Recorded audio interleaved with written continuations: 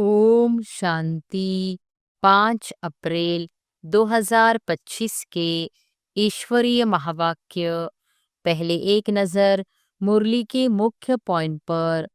बाबा ने कहा, आगे तो बहुत प्रेम से महिमा गाते थे, डर भी रखते थे।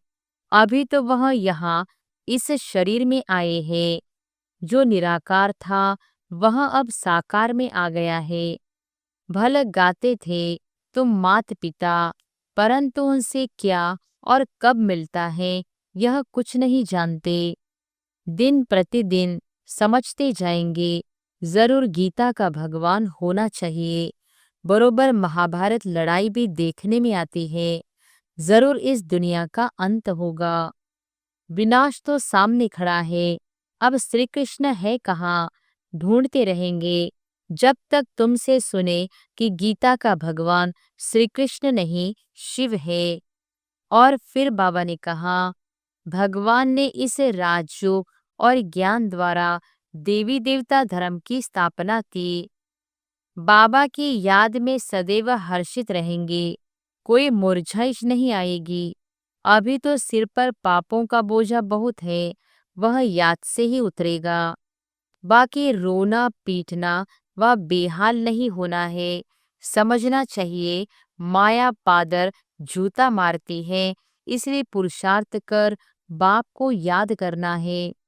मनुष्य होकर और बाप को न जाने तो जानवर से भी बदतर हुआ। और फिर लास्ट में बाबा ने कहा, उल्टे सुल्टे धंधे कर लेते हैं। बाबा को लिखते हैं, आज हमारी अवस्था मुरझाई हुई है। बाप को याद नहीं किया, याद नहीं करेंगे तो जरूर मुरझाएंगे। यहाँ है ही मुर्दों की दुनिया, सभी मरे पड़े हैं। तुम बाप के बने हो तो बाप का फरमान है, मुझे याद करो तो विकर्म विनाश हो जाए। प्राणों से प्यारा वह बाप ही है। ऐसे बाप को फिर तुम भूलते क्यों हो।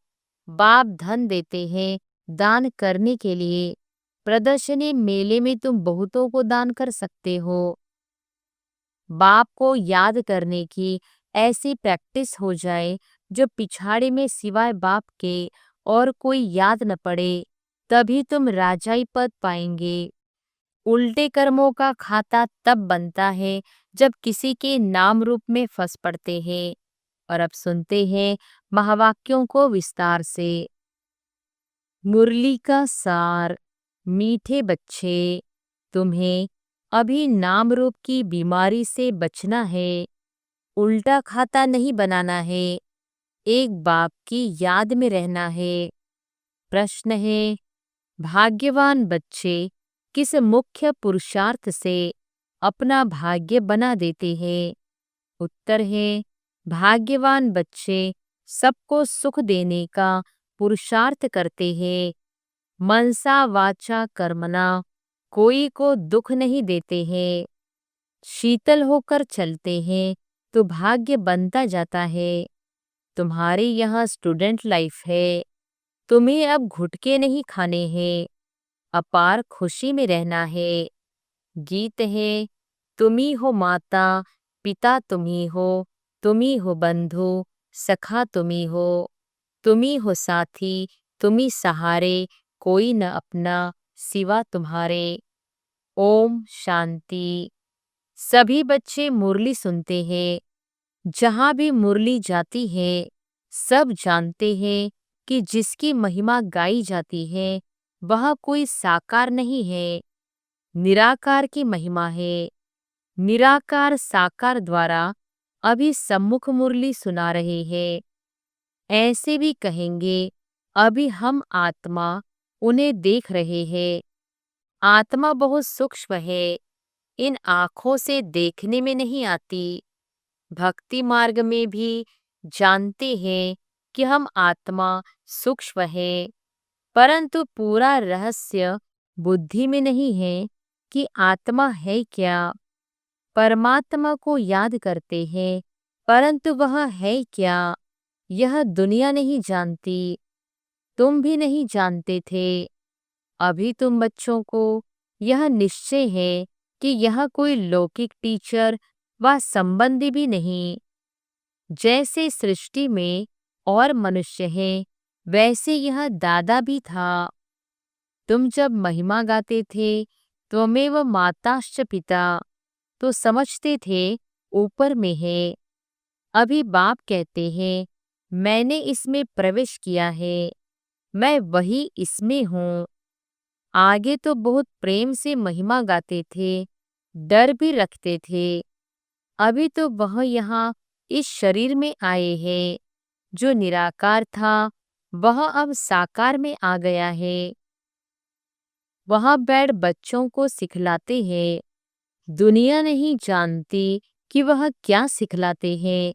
वह तो गीता का भगवान श्री कृष्ण समझते हैं।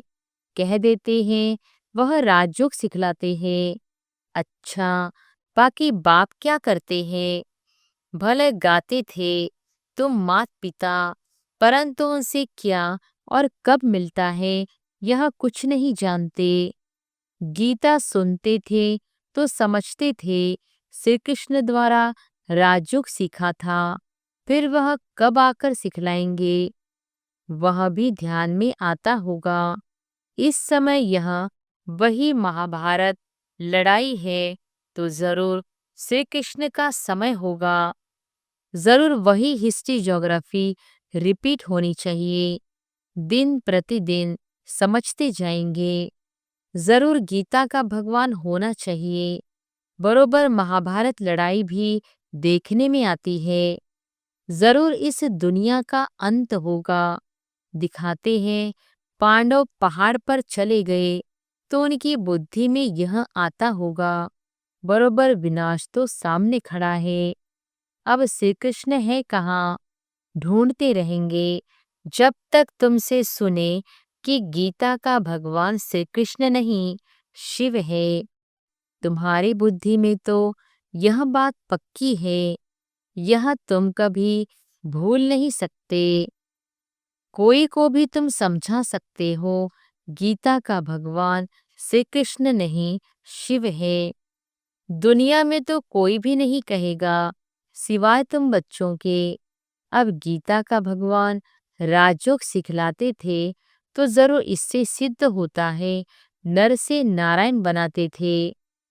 तुम बच्चे जानते हो भगवान हमको पढ़ाते हैं, बरोबर नर से नारायण बनते हैं। इन लक्ष्मी नारायण का स्वर्ग में राज्य था ना, अभी तो वह स्वर्ग भी नहीं है, तो नारायण भी नहीं है, देवताएं भी नहीं है।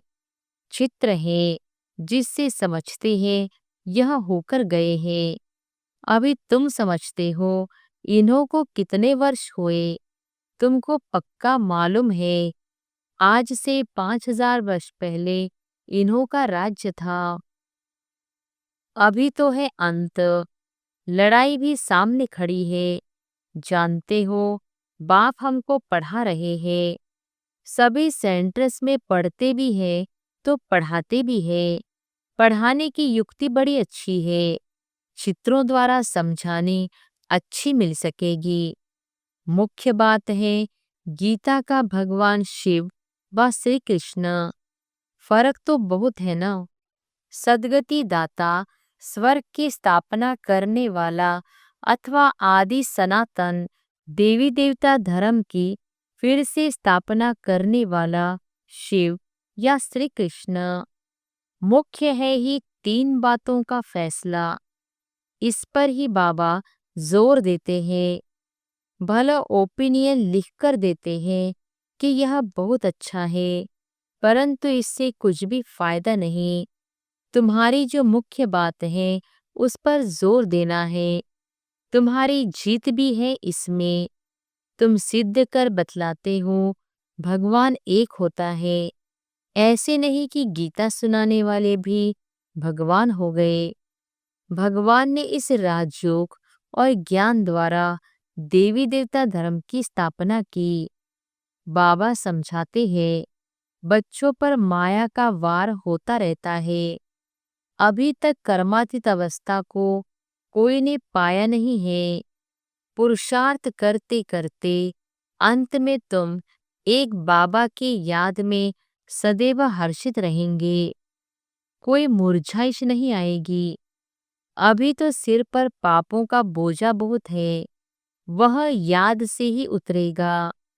बाप ने पुरुषार्थ की युक्तियां बतलाई है, याद से ही पाप कटते हैं।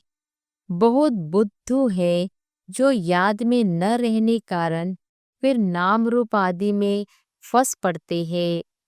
हर्षित मुख हो, किसको ज्ञान समझाए, वह भी मुश्किल है। आज किसको समझाया, कल फिर गुटखा खाने से खुशी गुम हो जाती है। समझना चाहिए यह माया का वार होता है, इसलिए पुरुषार्थ कर बाप को याद करना है। बाकी रोना पीटना व बेहाल नहीं होना है। समझना चाहिए माया पादर जूता मारती है, इसलिए पुरुषार्थ कर बाप को याद करना है। बाकी रोना पीटना व बेहाल नहीं होना है। समझना चाहिए माया पादर जूता मारती है, इसलिए पुरुषार्थ कर बाप को याद करना है। बाप की याद से बहुत खुशी रहेगी, मुख से झटवाणी निकलेगी। पतित पावन बाप कहते हैं कि मुझे याद करो। मनुष्य तो एक भी नहीं जिसको रचता बाप का परिचय हो। मनुष्य होकर और बाप को न जाने तो जानवर से भी बदतर हुआ। गीता में श्री कृष्ण का नाम डाल दिया है तो बाप को याद कैसे करे? यही बड़ी भूल है जो तुमको समझानी है। गीता का भगवान शिव बाबा है, वही वर्षा देते हैं। मुक्ति जीवन मुक्ति दाता वह है, और धर्म वालों की बुद्धि में बैठता नहीं। वह तो हिसाब किताब चुकतो कर वापस चले जाएंगे। पिछाड़ी में थोड़ा परिचय मिला, फिर भी जाएंगे अपने धर्म में। तुमको बाप समझाते हैं तुम देवता थे, अभी फिर बाप को याद करने से तुम देवता बन जाएंगे, विकर्म विनाश हो जाएंगे। फिर भी उल्टे सुल्टे धंधे कर लेते हैं। बाबा को लिखते हैं, आज हमारी अवस्था मुरझाई हुई है। बाप को याद नहीं किया, याद नहीं करेंगे तो जरूर मुरझाएंगे। यह है ही मुर्दों की दुनिया, सभी मरे पड़े हैं। तुम बाप के बने हो, बाप का फरमान है मुझे याद करो तो विकर्म विनाश हो जाए।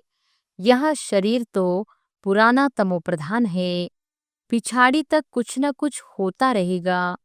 जब तक बाप की याद में रहे, कर्मातीत अवस्था को पाए, तब तक माया हिलाती रहेगी, किसको भी छोड़ेगी नहीं। जांच करते रहना चाहिए कि माया कैसे धक्का खिलाती है। भगवान हमको पढ़ाते हैं, यह भूलना क्यों चाहिए। आत्मा कहती है हमारा प्राणों से प्यारा वह बाप ही है। ऐसे बाप को फिर तुम भूलते क्यों हो? बाप धन देते हैं दान करने के लिए। प्रदर्शनी मेले में तुम बहुतों को दान कर सकते हो, आप पे ही शौक से भागना चाहिए। अभी तो बाबा को ताकीद करनी पड़ती है, उमंग दिलाना पड़ता है, जाकर समझाओ। उसमें भी अच्छा समझा हुआ चाहिए। देह अभिमानी का तीर लगेगा नहीं। तलवारें भी अनेक प्रकार की होती है ना, तुम्हारी भी योग की तलवार बड़ी तीखी चाहिए। सर्विस का उल्लास चाहिए, बहुतों का जाकर कल्याण करे। बाप को याद करने की ऐसी प्रैक्टिस हो जाए जो पिछाड़ी में सिवाय बाप के और कोई याद न पड़े, तब ही तुम राजाई पद पाएंगे। अंतकाल जो अलफ को सिमरे और फिर नारायण को सिमरे, बाप और नारायण वर्षा ही याद करना है। परंतु माया कम नहीं है, कच्चे तो एकदम ढेर हो पड़ते हैं। उल्टे कर्मों का खाता तब बनता है जब किसी के नाम रूप में फंस पड़ते हैं। एक दो को प्राइवेट चिट्ठियां लिखते हैं, देहधारियों से प्रीत हो जाती है तो उल्टे कर्मों का खाता बन जाता है। बाबा के पास समाचार आते हैं, उल्टा सुल्टा काम कर, फिर कहते हैं बाबा हो गया। अरे, खाता उल्टा तो हो गया ना। यह शरीर तो पलित है, उनको तुम याद क्यों करते हो? बाप कहते हैं मुझे याद करो तो सदैव खुशी रहे। आज खुशी में है, कल फिर मुर्दे बन पड़ते हैं। जन्म जन्मांतर नाम रूप में फंसते आते हैं ना। स्वर्ग में यह बीमारी नाम रूप की होती नहीं, वहां तो मोहजित कुटुंब होता है। जानते हैं हम आत्मा है, शरीर नहीं। वह है ही आत्म अभिमानी दुनिया, यहाँ है देह अभिमानी दुनिया। फिर आधा कल्प तुम देही अभिमानी बन जाते हो। अब बाप कहते हैं देह अभिमान छोड़ो। देही अभिमानी होने से बहुत मीठे शीतल हो जाएंगे। ऐसे बहुत थोड़े हैं, पुरुषार्थ कराते रहते हैं कि बाप की याद न भूलो। बाप फरमान करते हैं मुझे याद करो, चार्ट रखो, परंतु माया चार्ट भी रखने नहीं देती है। ऐसे मीठे बाप को तो कितना याद करना चाहिए। यह तो पतियों का पति, बापों का बाप है ना। बाप को याद कर और फिर दूसरों को भी आप समान बनाने का पुरुषार्थ करना है। इसमें दिलचस्पी बहुत अच्छी रखनी चाहिए। सर्विसेबल बच्चों को तो बाप नौकरी से छुड़ा देते हैं। सरकमंटाज देख कहेंगे अभी धंधे में लग जाओ। एम ऑब्जेक्ट तो सामने खड़ी है। भक्ति मार्ग में भी चित्रों के आगे याद में बैठते हैं ना। तुमको तो सिर्फ आत्मा समझ परमात्मा बाप को याद करना है। विचित्र बन विचित्र बाप को याद करना है। यह मेहनत है। विश्व का मालिक बनना कोई मासी का घर नहीं है। बाप कहते हैं मैं विश्व का मालिक नहीं बनता हूँ, तुमको बनाता हूँ। कितना माथा मारना पड़ता है। सपूत बच्चों को तो आप पे ही ओना लगा रहेगा। छुट्टी लेकर भी सर्विस में लग जाना चाहिए। कई बच्चों को बंधन भी है, मोह भी रहता है। बाप कहते हैं तुम्हारी सब बीमारियां बाहर निकलेंगी। तुम बाप को याद करते रहो। माया तुमको हटाने की कोशिश करती है। याद ही मुख्य है। रचता और रचना के आदि मध्य अंत का ज्ञान मिला, बाकी और क्या चाहिए। भाग्यवान बच्चे सबको सुख देने का पुरुषार्थ करते हैं। मनसा वाचा कर्मना किसी को दुख नहीं देते हैं। शीतल होकर चलते हैं तो भाग्य बनता जाता है। अगर कोई नहीं समझते हैं तो समझा जाता इनके भाग्य में नहीं है। जिनके भाग्य में है वह अच्छी रीति सुनते हैं। अनुभव भी सुनाते हैं ना, क्या क्या करते थे। अब मालूम पड़ा है जो कुछ किया उससे दुर्गति ही हुई। सद्गति को तब पाए जब बाप को याद करे। बहुत मुश्किल कोई घंटा आधा घंटा याद करते होंगे, नहीं तो गुटखा खाते रहते हैं। बाप कहते हैं आधा कलब गुटखा खाया, अब बाप मिला है, स्टूडेंट लाइफ है तो खुशी होनी चाहिए ना। परंतु बाप को घड़ी घड़ी भूल जाते हैं। बाप कहते हैं तुम कर्मयोगी हो, वह धंधा आदि तो करना ही है। नींद भी कम करना अच्छा है। याद से कमाई होगी, खुशी भी रहेगी। याद में बैठना जरूरी है। दिन में तो फुर्सत नहीं मिलती है, इसलिए रात को समय निकालना चाहिए। याद से बहुत खुशी रहेगी। इसको किसको बंधन है तो कह सकते हैं हमको तो बाप से वर्षा लेना है। इसमें कोई रोक नहीं सकता। सिर्फ गवर्नमेंट को जाए, समझाओ कि विनाश सामने खड़ा है। बाप कहते हैं मुझे याद करो तो विकर्म विनाश होंगे, और यह अंतिम जन्म तो पवित्र रहना है, इसलिए हम पवित्र बनते हैं। परंतु कहेंगे वह जिनको ज्ञान की मस्ती होगी।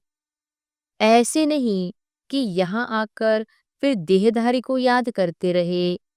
देह अभिमान में आकर लड़ना झगड़ना जैसे क्रोध का भूत हो जाता है। बाबा क्रोध करने वाले की तरफ कभी देखते भी नहीं। सर्विस करने वालों से प्यार होता है। देह अभिमान की चलन दिखाई पड़ती है। गुलगुल तब बनेंगे जब बाप को याद करेंगे। मूल बात है यहाँ एक दो को देखते बाप को याद करना है। सर्विस में तो हड्डियां देनी चाहिए। ब्राह्मणों को आपस में क्षीरखंड होना चाहिए, लून पानी नहीं होना चाहिए। समझ न होने के कारण एक दो से नफरत, बाप से भी नफरत लाते रहते हैं। ऐसे क्या पद पाएंगे? तुमको साक्षात्कार होंगे, फिर उस समय स्मृति आएगी यहाँ हमने गफलत की। बाप फिर कह देते हैं तकदीर में नहीं है तो क्या कर सकते हैं। अच्छा, मीठे मीठे सिकिलधे बच्चों प्रति मात पिता बाप दादा का याद प्यार और गुड मॉर्निंग। रूहानी बाप की रूहानी बच्चों को नमस्ते। धारणा के लिए मुख्य सार। पहली पॉइंट, निर्बंधन बनने के लिए ज्ञान की मस्ती हो, देह अभिमान की चलन न हो, आपस में लून पानी होने के संस्कार न हो। देहधारियों से प्यार है तो बंधन मुक्त हो नहीं सकते। दूसरी पॉइंट, कर्मयोगी बनकर रहना है, याद में बैठना जरूर है।